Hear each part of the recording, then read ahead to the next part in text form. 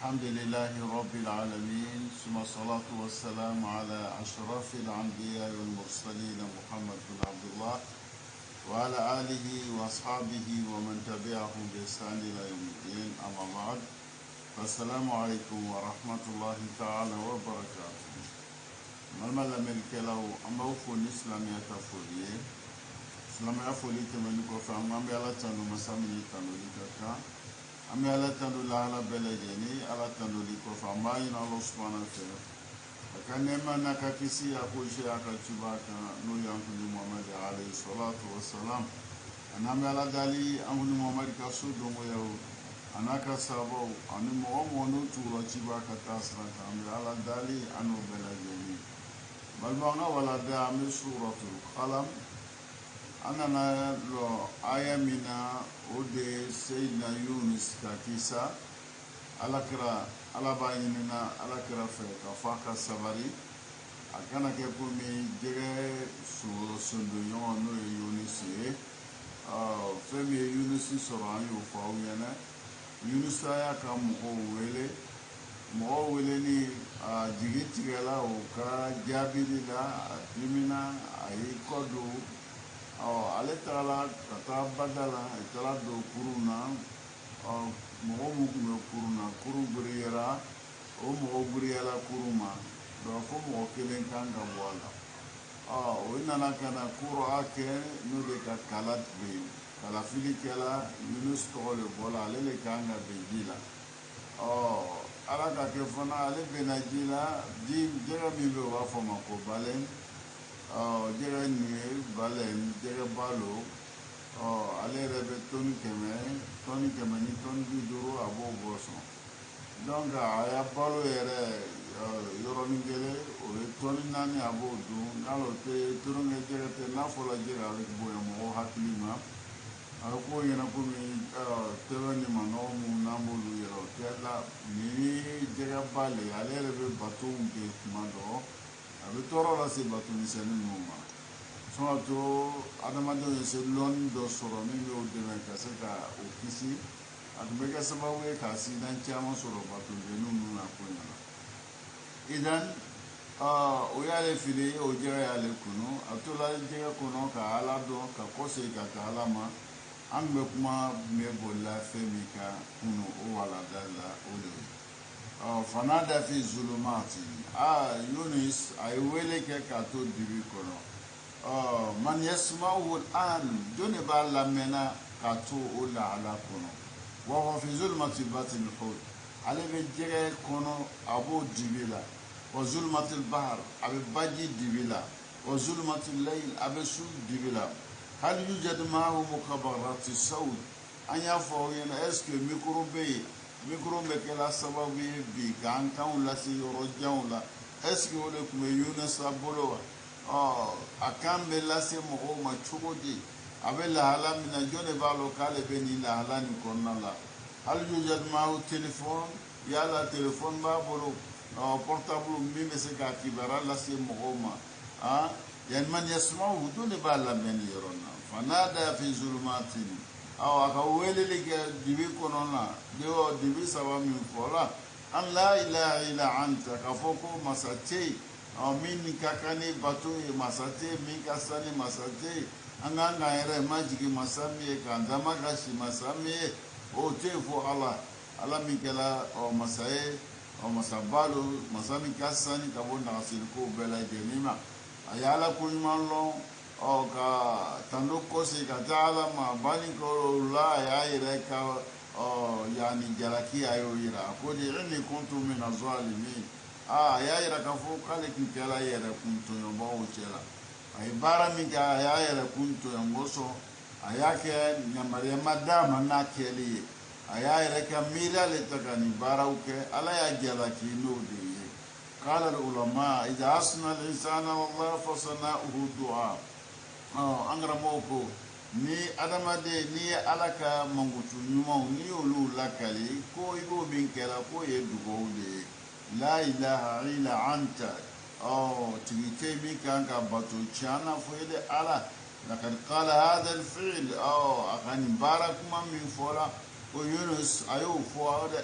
وأنا أستحق ذلك فلعلك يا رب وأنا أستحق ذلك عليه ومنك ومن فوني أما في غير على كان كبارك موسى عليه فريف على كم مغوكرو نمسلا كم مغوكرو يعيست منه ما جيت يلوما يعني ينشي يرومنا ode ka inyeshi badala ninga ala dali aka mo ala ko lu harake chuwa mina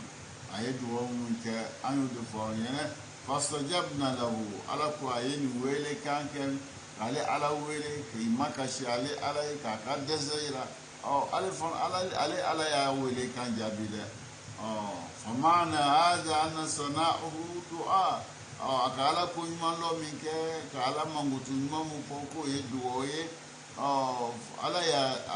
akawele kan jabi wana jainahu min al-ghammi abe dirumina abe belamina ala ya latan kabo belama angara mo be min fola yana kabenu lakin ajmal ma fi hadhihi al-qissa wa huwa ma ya'nina min qawlu wa kadhalika nunji al-mu'minin qissa ni foku o yana mi amako be mina o de alaka kuma femi temena Yunus sache aye duwo mi ke ala ya lakisi ka alatan yoro min be na mumin be kanga nuzon dia noye mingi ya kokose ka taalama o de wa kadhalika nunjil mu'minin ala Yunus lakisi chuwa mina ala ko abin chuwa lela mo nele lala ale ala la ki yere di ale ala makiya ko besema ale ala la ale ko min ko ke afuye mi to yo toy ebe do muminu nka jamakuru konala nele do la muminu mangutu konala abe uju wala ala bi latanga bi kisi abi bo gbele ko bela jeni na kuma yemi ke Yunus abola gbele na chuto mo ni yere di ala ko ale bi fana demete abe muminu deme abe muminu latan abe muminu kisi ala be min fola yana ka benima idan ne ni benene awfe ambela jene yanjija mumini ya jogo be so ni bara mu ni kuma kan mu ye o ka suranga donuna no kera ala be boda diama mumini ya be so ni ala yesena ala diko man yattaqila yaj'al lahu makraja ma ministra na ala be boda dima moso muminu de be sira alai no lu di sira alai ala be boda doma ama yina Allah subhanahu fe me ke sababu ka mumini ya mangutu sabati neni aula kuma kana barala ala ku no neni au balajina wa hadha yahdusu fi ayi zamanin wa makanin kafu ala be muminu kisi abu latana angara mo ke o ke jawati balajeni abeke yoro bela jeni abeke lahala bela jeni abeke akake wati akake yoro akake jamana fanfa ni shafi kon dafala ela ala bikisi ala billata o shafi kake mu'minun chela wa kadhalika nunji almu'minin angra mo be min faayana ka beni mawdoya min kulli almasa'ib ala be mu'minun abe awlatan ka au kisi ka bo maswako bela jenima من مرض عضال كبوبنا يوما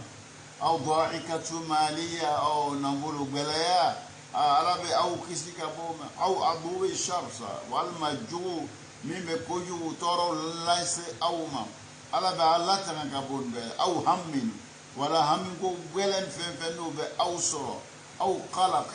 أو ولا ما هكذا ولي من أو سر على بأولاتنا كبودا داوما كبون بلا جنينا فلا شيء أصعب من أن يكون الإنسان في بطن الحوت فويلتي من كبو فويلتي من كجو عدم الدين كبالكي يرجع كونو أو في ظلمات الثلاثة سود بسوا كونو دي سوا كونو كما يودي يفعل يرجو منا فالله سبحانه وتعالى قد ذكر لنا أصحاب مصيبة على مصيبة مي no de kabo no de kakbele ala yukofa yana yumkin an tusiba insani o mwaswa o mimbe seka adama de so wa ma'a dhalik kafara ni bela jenika najahu Allah minha ala yunus lakisi kabu maswa kuma no de avire anana yere jege kono ala ya kisi kabuma laqad najahu على يونس الله كيسي ثم قلب هذه القصة إلى قانون على يونس كيسي أكلاكو كيسي أكيسي نكو نيافو يعني نينغو كي تغابولو مغو بلا يني مغو ني على دو مغو نيا تو على كاكي على كي مغبرة على كي قدسة إلى على gwele ko fen no bi ni soro ala be boda dima abi la kisi kuma ye Yunus la kisi chuwa mena izan Yunus ya kisa la Yunus ya kisa folayen nala ya la tranka kisi amada Yunus la tranka kisi ayo ke tarabule mo nele ke la mo ki era maji imaji ala ka so ala ta forma ala ko ni te Yunus banza ni te Yunusa kelen ka koye limbese bema mo nele ke la mumini aye Yunusa la tan chugo mina aye boda de Yunusa ma chugo mina abe boda de bela jenima woni mumini amangutu masuraela ambi ala dalinin au minda kadi ana mumini amangutu we se ka soro nini aula no soro la aya kutu ala bolo abado abamne chugo mina abado abe teme chuwa mina abado abe on lawasa chuwa mina aloni be ala de bolo ala bolo fola yana ka benno fa hal yujadu ya'sun ma Allah eske abe se ka kele jigitige inina ala be yon fe bi jigitige chuwo di ibe hakili be wuli chuwo di nini ala be yon fe ibe saran chuwo di nini ala be yon fe mina kedi mina boda soro chuwo di nini ala be yon fe وسرنا بكيلا شهودي الآن أقول لكل إخواننا الحاضرين أنغرا موكو قالبا فو مقبلة جنينة فين منا كان ولا عدان اللامة هل من الممكن أن يصاب أحدنا بمصيبة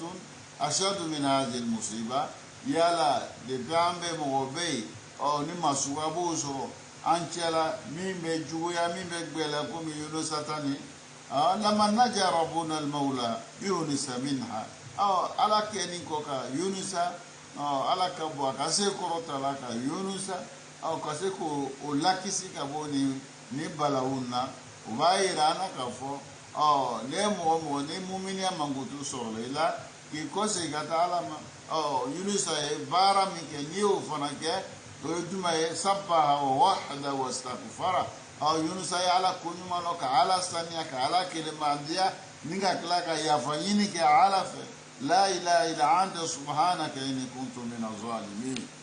jono sorla emo mo fe ala fana bita ala be min fola nangara mo bo la kallaye odoyini wal haqiqa na sayyidana Muhammad sallallahu alaihi wasallam kumi haqiqaye lam yakun ka sahibul hud ko sayyidina Muhammad alaihi salatu wassalam kalima ke komi jege mango jege tigi jege ka kisa tigi no Yunus ay fa inda mazaba alayhi salatu wassalam ila Taif manamina ala kira alayhi salatu wassalam atala Taifa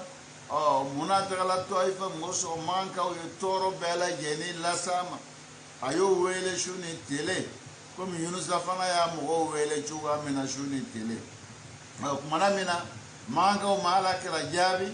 ayaka ni kafo abe bomangan kono kata kerefe dugula minga to wele kata ala mal ala bena mugosoro uluchela mu bena farakan kasika ala batu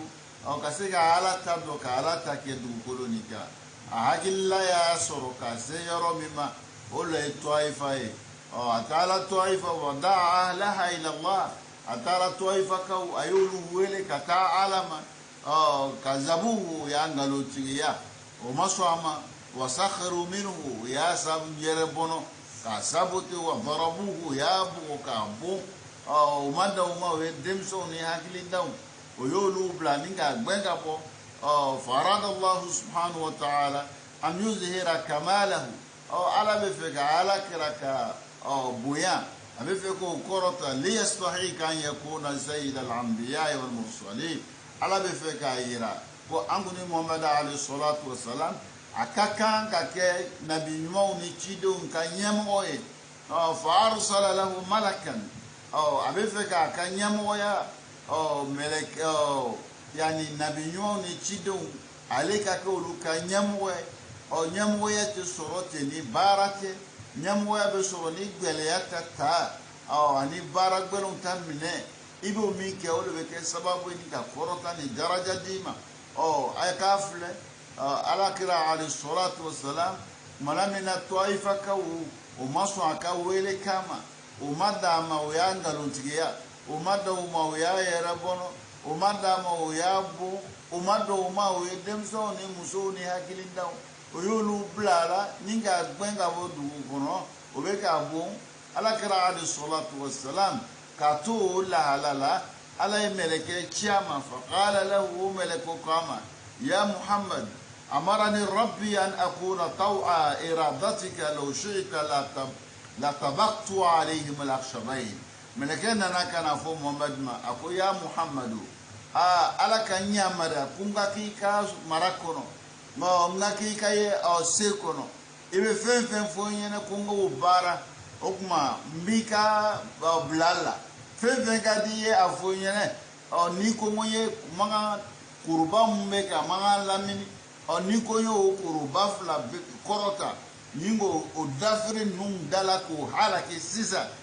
ala ko mbika sagoyala no le kadiye o fonyene ngo ka sisa ala ko fen kadiye koni ko okiye ala meleke minti kana min fo ala kranyene o de إن الأمر لك كيكون بأيرة بولو أعطيني إشارة فقط إبن ميكو سيسا ولو فوينة نوكا نغا حلقي بولو چوا منا نامي كورو لتاكا دافرو دالا والما نيبه فكا فين ورا منكو حلقي أو كما نيكون ميكا ساقويالا نالا يولي نياماريات نيما كارا نانا ونيافينة كفو أو إبنا فين فو ألا تنياماريات كوفي ألا يو مبلا كفو نينو لكي kere la bato ibina mbla fen na nyokiye alaka minfo meleke yana nayo la se ala karama alayhi salatu wassalam odeni a'tini ishara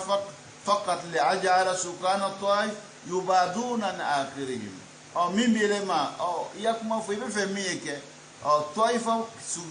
taifa dugu mo ndo bela jeni halaki yoroningele kabe kanya mariama فماذا قال عليه الصلاة والسلام على كرا أكجابي كلا أي ملك جابي تقول قال أقول اللهم اهد قومي فإنهم لا يعلمون على نمو وكندا على نمو هكري مندوما على نمو أبلا سرانيو مانكا أبا أوسما موسو مغمونو كولمبلو تابو نو يادو كفوفي مبو مكونا نو ماسو نتا فوتاما نيودو يمينك دوتوك فلم يتخيل عنه فلم يتخلى عنه محمد أماير لا كلويا كابو طائفة كوما بل دعا لهم أي على ويلي كادوك أوي كاين على فعلا كاين ولا لا كايا فوما واعتذر عنهم أيو كالو يرمنا موسو كولومبلو تادو تاشدو وتعمل أن يكون أولادهم صالحين miri ikaye nunu mason nela me odom do be si akenyu mankela femi e Muhammad bla na mason na siradi meleke ma ko haraki Muhammad ka ira ko nu e kolombelude ni kolon mbolo e minke otuno ke o ekele aflana mo bena soro nu dona mo bena so ele alala kele alata ke du kolonika olado oposon melek Muhammad amasradi meleke makafo aise ko halaki chuwa mina ambi ala dali sabare mi ga Muhammad blaula o sabare yongon ko de nene awma ya rabb ala mukala ala do min ka Muhammad blani bara yuma ni kala o ala don ka o noya nene awma ya rabb ala mukala angara mo be min fulayen ka beni hayan ma odeni o ko fa ala ko di لولا أن تداركه نعمة من ربي لنبذ بالأراء وهو مظلوم علي بكما نايا سيدنا يونس كما تولك على قدي لولا أن تداركه كنا صر على عليكما لسليك يونس كان نعمة لكبو على يرى لنبذ بالأراء كاك من فلي ولا كنا كنغو كنا وهو مظلوم كسر مغولو مغمي ناجل كنيبه أي لولا أن تداركه نعمة بتوفيق للتوبة أو نالك نعمة ما بواكا أو نالك نعمة كسيدنا يونس نالك أو في زمان ليكم مسامة نالك هينك مسامة وهنا يجمعي على كابينيو وياسيما أو ناسلا كتوبي كنيسا كالو عليك ميكا ومايا كوسي كتعلم أو على فنا يوتوبي منما ولي نمي على بولو فلا لولا أن تداركه نعمة نصر على كنعمة كمسامة أو نعمة كمسامة من ربه كبات يرى ونعمة يجمعي ودي كبياسيما أو بنسيما أو كسيكا توبي نغياي كسيكا كوسي كتعلم كالو عليه ميكا ومايا وبلا جني نمي على يومين سيدنا يونس كهاكلي يماندا ما كايا فيلو كهاكلي يماندا ما يسيكا نمسا كهاكلي يماندا ما يسيكا كوسي كتعلم كهاكلي يماندا ما كوسي لامبيكا كتعلم كاو كسيكا كتوبيو أناكا كوسي لكو منه على كو نصره كماك لا ترها في الفضاء قالت منا فلي ولا كونو من باطن الحوت أبوني كو جيجي كونو no jege kono ala kuma fili wula kono wa huwa malin kasoro matrud min arrahmati wal karama abe jalaki bay o abe yoroma jiya bay ka bo ala ka hinela abe yoroma jiya bay ka bo ala ka boyala ala be min folo anyana ka beni ayani ma ode fa maana dhalika anna allah subhanahu wa ta'ala koni manan memuna ila ikado ala qabila taubatahu ala ka yunus ka tauba النمسا من كلا كتوبي كتعالى مكالا يومنا فإذا وقع الإنسان في ذنب ماذا يفعل؟ كوني أدم دي نوي جرمو كوكي أي جرمو سورو كي كان مونكي عليه أن يتوب أو نيه كوكي مما كانيا مما نيا أي ودك بارا والما كما كان فمن ينبي في أنربوك عليه أن يتوب أو أي كان توبي فكوسي كتعالى كما فعل يونس عليه السلام كم يونس ومنك أو على كيسي باي وقوله تداركه نعمة من ربه أو على كما كم أو كسر لكلا يونس على نعمة كبو على يرو كوكورو يدي أن الله سبحانه وتعالى قبل اعتذاره وتوبته أو كلا كاكاجلكي كاكالو يرامي فو على يومنا أو على كاكاتوبي منه aka yafa yini min ke fana ala ko mine ala fana yafa lama ala ka lakisi ka latana ala bolo fola yana ka benima laqad lafazahu alhut ila alyabisa aw ko jere tagala fono wula koro ka boji la ka taga fono aw nala kuma ka nema min kaka ka hina la ka basema jere rek mena fono ka bla baji rele konai aw nakum la baji kono ak mena ke chudi aw ima fen wɛrɛ na dun o yɔrɔ la tugun o ye kelen walima ji yɛrɛ na tunu parce que ale tun bɛ lahala min na yanni gbɛlɛya b'a kan a yɛrɛ farisogo a tɛ s'a farisogo kɔrɔ tugun n'o tora ji la ten a bɛ bɔ ji la cogo di ala y'a bɛn a sen ma ni ka jɛgɛ bila jɛgɛ tagala ka taa bila wula kɔnɔ yanni ka bɔ baji la ka taa bila ba dagolo kan gbɛdɛgɛ kan o ye nɛɛma ye ala y'o min kɛ seyidina yunus o bɛ tali kɛ yanni ayan lawla an tadarakahu ni'matu min rabbihi n'a sɔrɔ ale ala ka nɛɛma o kuma seyidina yunus sɔrɔ lanubiza bil ara ka a fili wula kɔnɔ wa huwa mazmum ka sɔrɔ ale bɛ jalakibaga ye n'o nɛɛma tun ma a sɔrɔ a tun bɛ kɛ cogo min na o de bɛ fɔlɔ an ye n'a sɔrɔ ala tun ka nɛɛma ma s'a ma ka bɔ ala yɔrɔ yanni ka taga fili wula kɔnɔ gbendege la ka sɔrɔ a bɛ jalakibaga ye ala ka nɛɛma min kɛ o de fɔlɔ aw ɲɛna k'a ka lɔyira minɛ k'a ka tubu minɛ a ka yafa ɲini min kɛ k'o fana minɛ ka tila ka yafa ma ka tila k'a lakisi ka tila ka jɛgɛ bila jɛgɛ k'a fɔnɔ k'a fɔnɔ fana fɔnɔ yɔrɔ fana taara kɛ baji kɔfɛ yɔrɔ ye nin bɛɛ lajɛlen bɛ don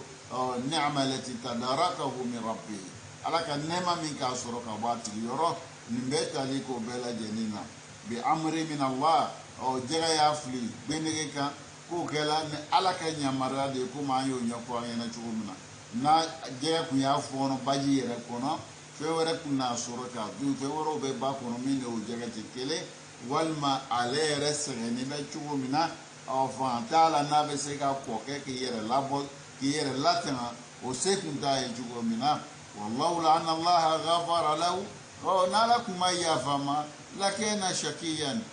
ila abad al abidin kakmena ke mo kuna ngore ko ata se wati dante wati mina lakin allah arrahim ikado ala hine balo hine masalo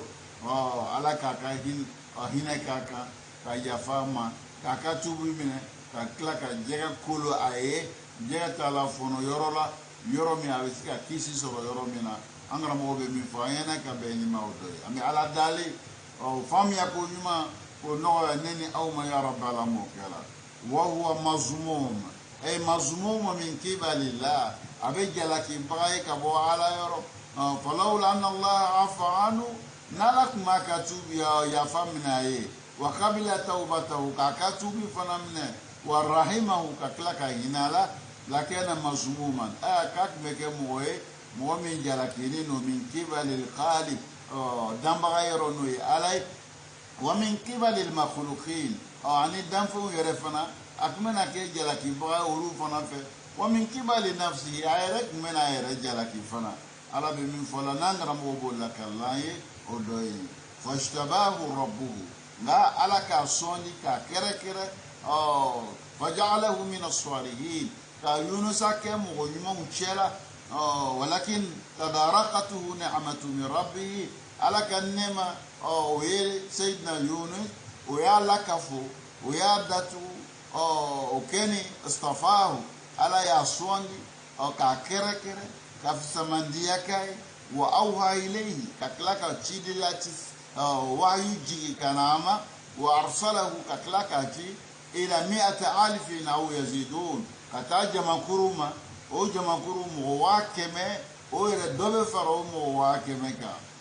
ala yudi ke sayyidina yunus wa ja'alahu min al-mursalin kaklaka ke chidowi al-aminina munkala barakela bima amarahum bihi rabbuhum otiko onya marani bara mitakele ala sayyidina yunus ya swani ka kera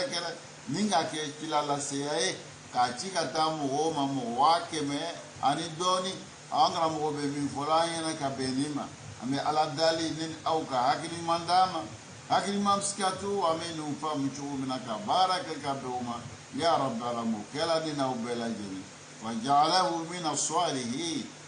على سيدنا يونس لك مغيمون شلا وعاد إلى كومه أقوسك لك ترى يا مغوم وعملوا معه جميعا أيامه بلجني لمن يلاك سوى تفتم وأكرمه الله به على سيدنا يونس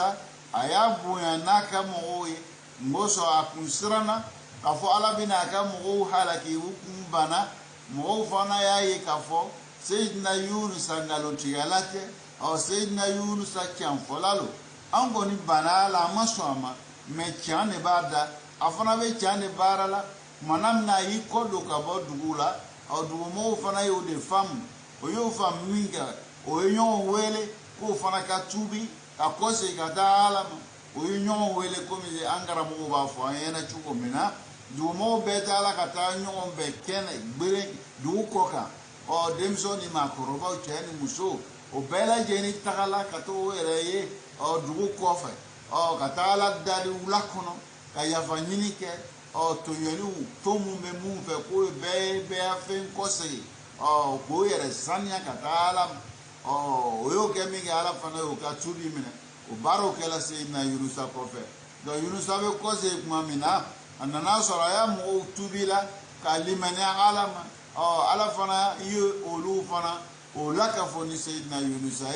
o kala ka be mi mawdoni ambe wala da min tani darsunina o de ka irana ni gbele ya unso o femi yini ni manfe o chonu muso anga gbere alala me so ma to an gbere alala o anga nimi sanga barola o ka mo to yoni fo mu mamburu mo ka hake kulu kosigo werema ka bela jenika hakeu diye to yonu mun ka ne jambao iko hakeu iko sigo utuma ne bela jeniko ke ka yere sania kasoro katalo ka ala wele ala banga wele jabi kuma ka sayyidina Yunus ka mo ka wele jabi chuko mina ne yaye on ba fo kan tubila ami ala wele wele te jabi la ngala yunu te kai tubi be kene sartu muye ulu magdafa odoye ratu mazalim ila ashabiha mo ka tunani film onu ba ubulu ko lu ko se woma ka yafanyinu ka nyon fe ka soro ka wele ka taala ma na mo shike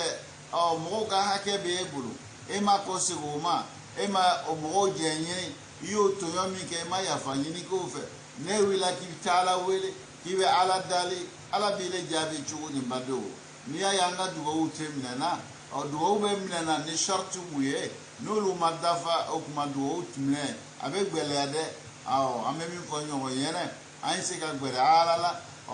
me so no to an gbere ala an yere ni nyonche ko mu temena ni nyonche an yulu lanya an nyonche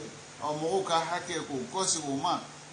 mi me kosi wo ga kosi mi fara be geni dale ni yafanyini ango luke an nyonche o bele yeni ko fe am so ga tara anga dese ira ala la ka nyina la fa la ka yafama no kala iba gbele ya mi banka ala bo wili ka bwanka ame ala dale ala ya hakili ma mi de Yunusa ka mogoma ani Yunusa yere ko hakili ma yere dauma awon se ka nemi sanga keta ulana foto asika kose ga taala manjugo mina ya rabbi ma in ala fenin au ubaraw no ya ma ya rabbal mukala ala be min fola yana ka benima o de fa ja'alahu min as-salihin no ko ala ka Yunusa ke mo nyuma uchela ko sigila kataka mo mawli manalama ka kila ka Yunusa fana buyana ka mo هذه الآية تعد مثلا على للدعاء أنغرا موكو أياني نكانا كي لديكاي وجل كلا بلا جني كرامو بلا جني إمامو بلا جني مو نيدي بكا مو ويلي كتعلم كوني ولا عدمي يونس كيساني أكانا كي مثالي أمبي فداعية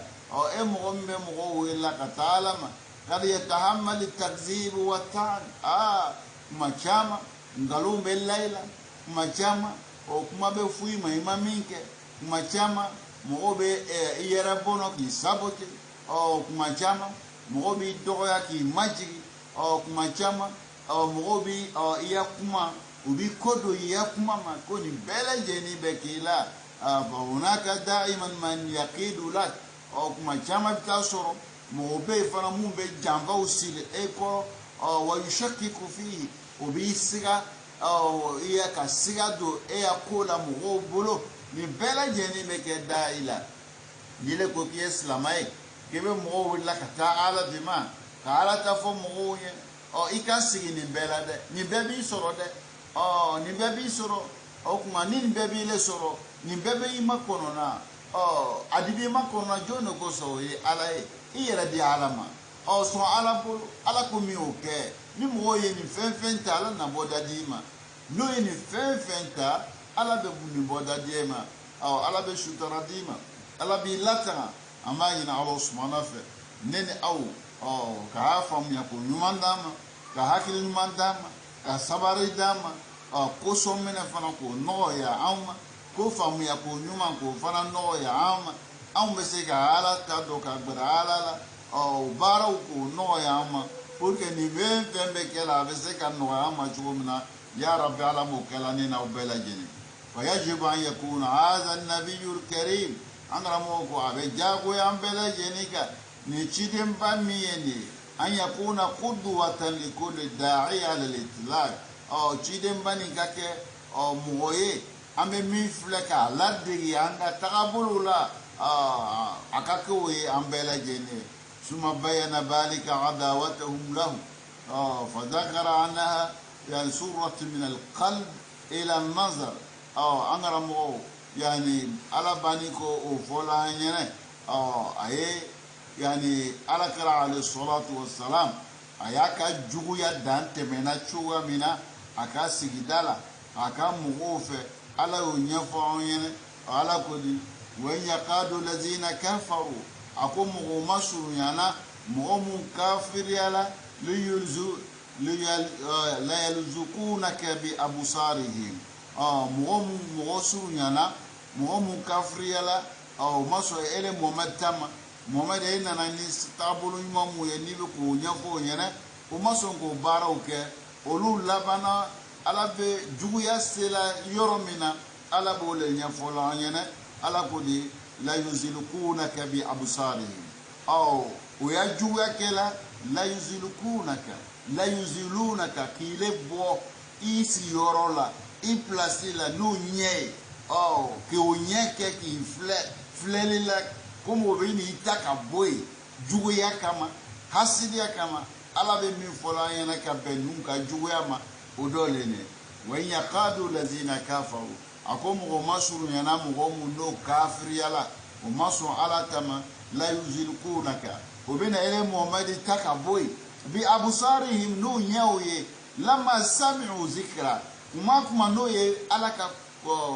كمان اللي كانوا لما أو مين بكلنا أو كان نو ده كورونا يو مين بنيفولا أو بلايا أو كان أنا إلى محمد جويا أنيكا حاسديا أنيكا بيسانغونيا uko ubla obi flano nye ko mo bi ni taka boy jugo ya fe ala be mi fola yana ka be ni ma odan ye kayira o manka o ka jugo ya o adana sela ala kirama o min ke la yu fo o ya toro a wila ka ta toifa ka u fana o lu fana e min ka la yu nyofo yen o bete meni ko fe o ere be na e chugo mena ko na mena be ko nan kala na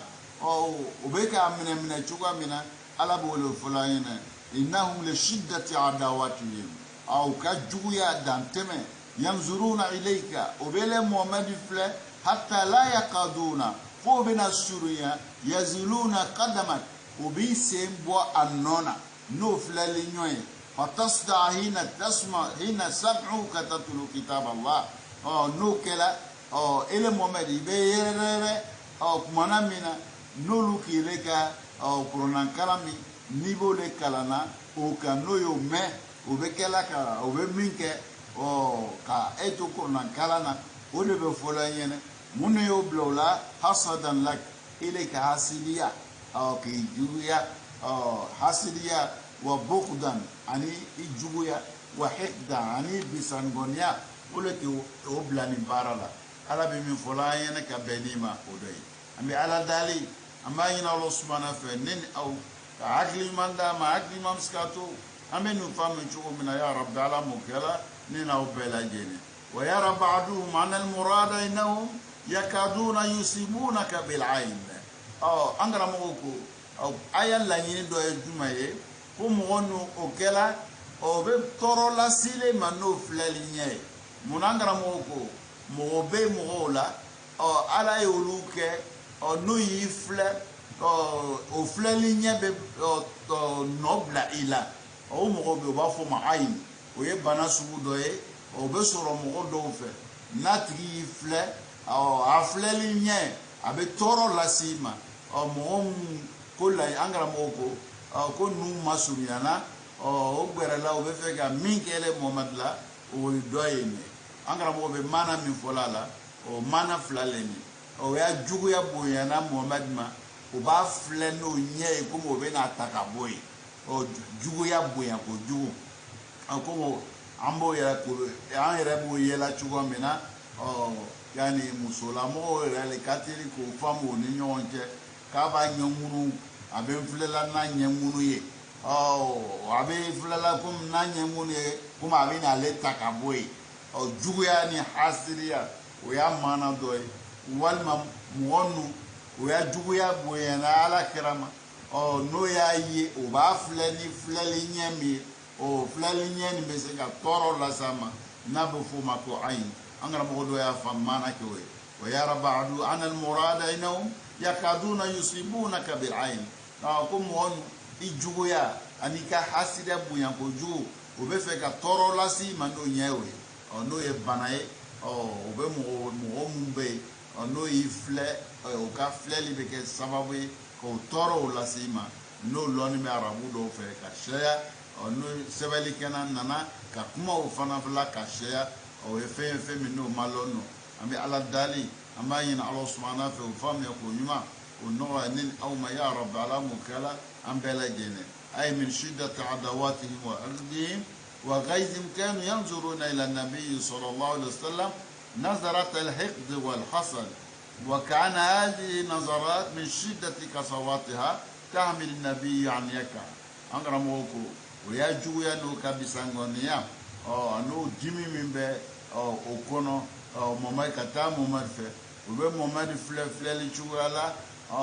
فلالي مي دليا بالا تورو بالا أبينا كيكوما أبينا مومادي رتاكابي أنغرا موكو بي فاينة wala siyama lama sami uzikira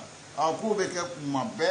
me bolo fa fara de me wati min taka mana mina no ye qur'an kala no ye me muhammad la mana mina nabe ka qur'an kala wi angara mo be min fula yana ka bena wa hunaka ma'arakatun azaliyatun abadiyya angara mo ko kele do be o kele ni koni o ye o kunu kelelo bi kelelo sini kelelo o dablali tula وكلاني بين الحق والباطل وكلا بيتشان أني باطر على جده وكل من دعا إلى الله مو نلكن كوكيو مولو إلى كتعلم له من يعارضه إبه موسرو مين ببايتما إبه موسرو مين بكفتوي إبه موسرو مين بلوينية إبه موسرو مين ب أو موسيقى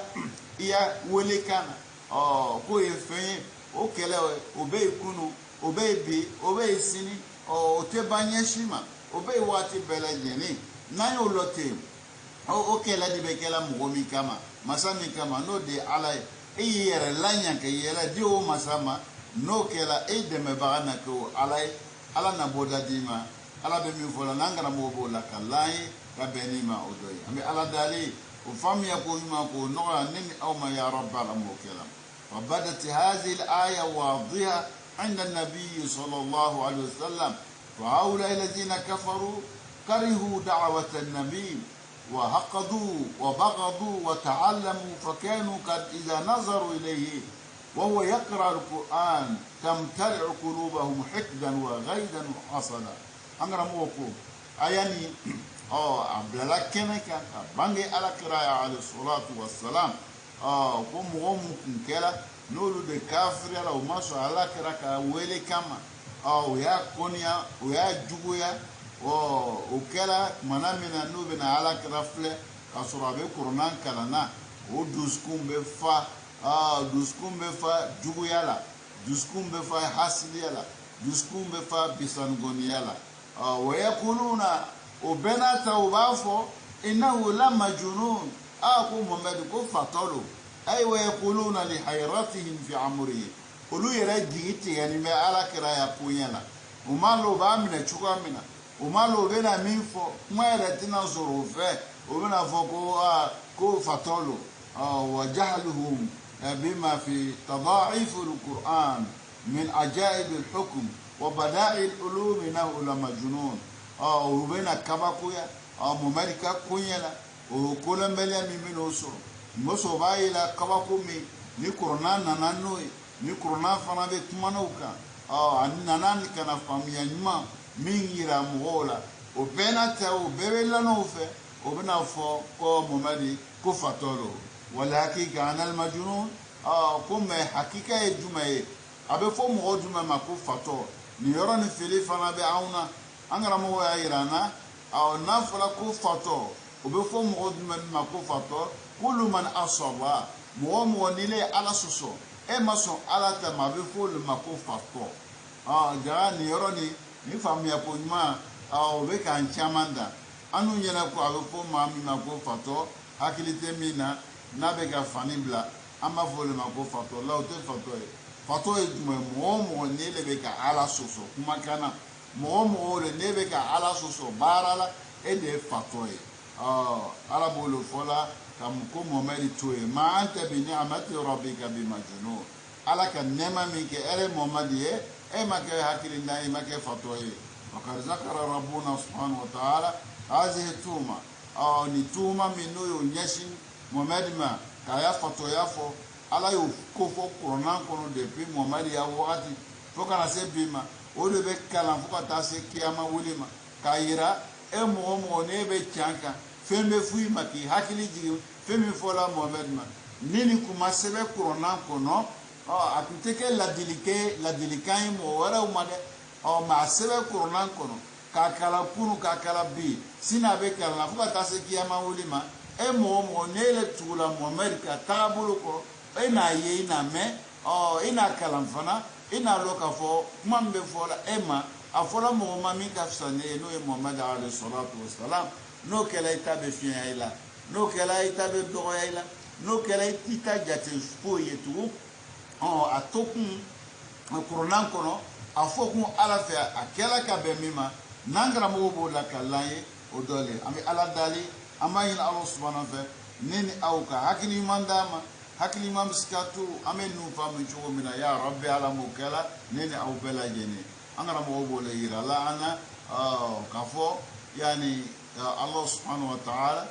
ذكر هذه التهمة التي اتهم بها النبي عليه الصلاة والسلام ظلما في القرآن يتلى إلى عبد الآبادين ليجعل ذلك تسلية للمؤمنين ni kala Qur'an kono ni to Qur'an kono ala kra tuyonina kuma fola mam ani me manga no de be Qur'an kono gudai ko atase kiyama wulima o be mu'mini bela jeni hakili si no yo vole ma itabe fiya wa qad tuhima sayyid al-qalb dampen bela jeni kanyamo kuma folo yen wa habibul qalb dampen be kanyamo yani dampen be min kani be ala yoro katime beka no de Muhammadi ni muna fola ma qalu anahu majnun kama ko fatolo faman anta join sisa no yon folema anta insanu aqallu darajatan minhu ele join na folema ko ye fatoye na folema ke korotitiye na folema ke beta e dolate bolata donc o manka gbaila fona sura ite chanka lele kon be chanka ebe ka ala telefon mo nyene ko ala kota ala kra ala salatu wassalam onana ni tabolo nyumami ebe ko le lase mo ma bena tani fen fola ema etabe do aybolo eto jate foye angara mo be min fola yana ka beni mawde ayuha al ikhwata al khiram ذكرت مرة عن النبي عليه الصلاة والسلام angara mo ba fo kale ka fo yana kumando kena ko ala kira عليه الصلاة والسلام kena ma ashabihi ko ala kira nasinde nyon no da ka sabo we hukume nyon fe farao insanan majnunan fi tariq ala kira na ka sabo hukume tagamana onna na moye fato onna no yesrala ogo yeminge fasalahum yani sual arif ala kira ko yininga mo mi me ko lo o ya yininga lila man hadha akoni ejoy faqalu hadha majnun ko akoni fatole ala kira yere anaka sabo de ka tagama o ye fato do e faton yeni obolo ala kira ka sabo yina koni ejoy awe fe ko yininga bado balo akoni ejoy asabo ko ma koni fatole o ko fatolo فقال عليه الصلاة والسلام على كراكو نمان كسيبي لا كوكا من فوقو فتولو فتوتي هذا مبتلى أكون يموي على كموي من لا جربي نيموي من لا جربي نينو المجنون من عصى الله فتوي جوي موي كعلى سوسو دي فتوي الناصر ياكلي دفانينو الناصر بيتاجي سامبل al nasoro be momli dakabana ne kono nasoro be nema sugu de la iwiki yele ma ye masatele he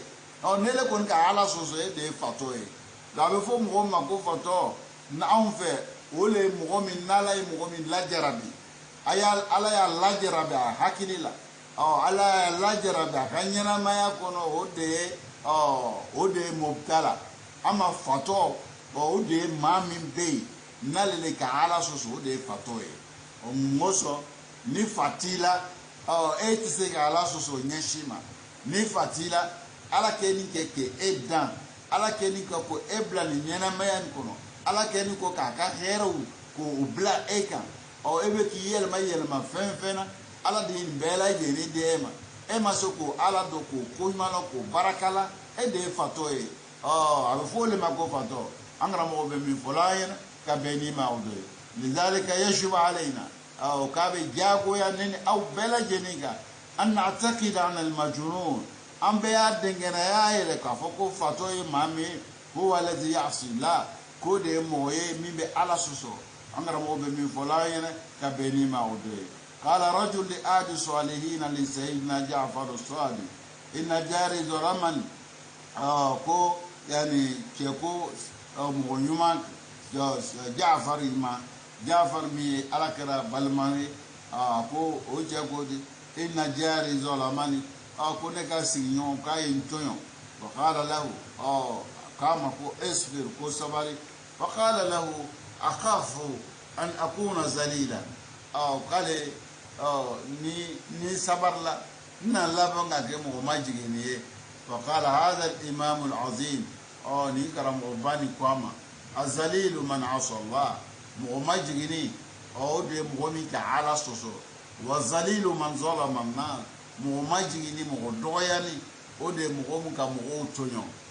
اي هذا هو الذليل في المال اما اذا كنت في طاعه الله فانت العظيم كم مغمجيني مغدسني او دي مغمي نالديك على سوسو مامي كمغوتونيو مغمي كمغوجامبا او دي مغدوياني o de mo majigini o de mo susu ne ere ko lo doya boloma o de o ye mima so ala tama ama mo mi nale de ala ko mi ala de bo le kera ala ko ka minto ala bo le tola ko de mo bay fal aziz huwa man yani yaqumu bima amara Allah bihi mo mi mo bay me o le lo ni feye ala ka nyamara ni femi ko ke ala ko ay femi toyi ko toyi o de mo baye ama mo majiri mo deseni ma langolo o de mo mi ne de be mo tonyo ne de be mo jamba ni ka ke mo sugu ye here ka kiye cho sigidala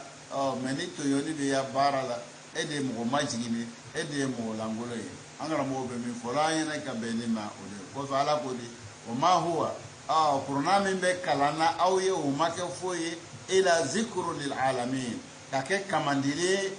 danfuye ala be min fulana ka benima ay yaquluna ma qalu wama huwa ila tazkir wa bayan li jami' ma yahtajuna ilayhi femin ko dia o yofo fen ka o dia ayo fo qur'an kon ma ke foye fo kamandilla ka o kamandi ka fen fo yen min be ke sababu ye ka ana ala do nisramu ye qur'an nana kono sura do foro angara mo be min fola yene ka benima udoyne ay yaquluna ma qalu wama huwa ila tazkir wa bayan lil jami' be fen fo fe min ko dio bo ko qur'an kon ma ke fo e fo kamadina ka fen bange mo wi amma ko be fe mina min be anga dine ka lanya ko nyafo yene ni le ban lanya anga dine ko ni le ban lanya anga nyene maya kono fa yakunu man anzala alayhi misl hada ايسكي مغوبكه نيني كورونا نيوجي لا مغوميكا وهو مطلع على اسراره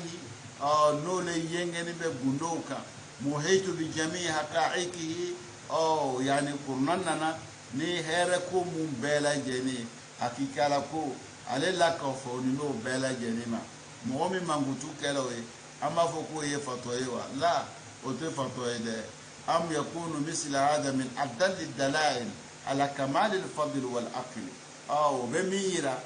كايرا نو كورنا جيلا ماميكا ميمبا يريلا كانيانا مايا نيكانغا نيبرو ني سراموي إكانغا مينكا بيسي علم إمانغا مينكا وسرو فينا مغومي بينو فوقو دي مغو بلا جنيكا حكيلي ماي ولي مغو بلا جنيكا في سامانديه أنغرا مغو بمين فاينا كبينما فالمؤمن السليم الصدر كو مؤمن ale duskun kisini no a duskun kasani an b'a ɲini ala subhanahu fɛ ne ni aw ka hakili ɲuman d'a ma hakili ɲuman bɛ se ka to an bɛ ala ta dɔn ka se ka gbɛrɛ ala la o baaraw k'o nɔgɔya ne ni aw ma ya rabbi ala m'o kɛ la idan sayyidina Yunus ka kisa ole nya folawnya abe alakira alayhi salatu wassalam akam mo fana no ye manka we ani manka la femo olu toro mu lasama olu folawnya ka kila ka yira ambela jenina de mami ke mo wele ka taala o kuma ikasigi ni kuma bela jeni fembe be fima mi ka bela jeni somne mo so e de ba ni tangamba o de alai anganga kutu ala bulu na ya yere dalama ala be bora dama ambe ala dali sira mu batu amma yere dalama ko sira no nini awma o kala barai ala ku no ama o kala kuma kan ya rabbala ku no ama amena bi tabla ya onala yo wati wera do ansu ko aya bla romi amina tai o wati wera do ansu ko ya rabbi ala mukala hada wassalamu alaikum wa rahmatullahi ta'ala wa barakatuh.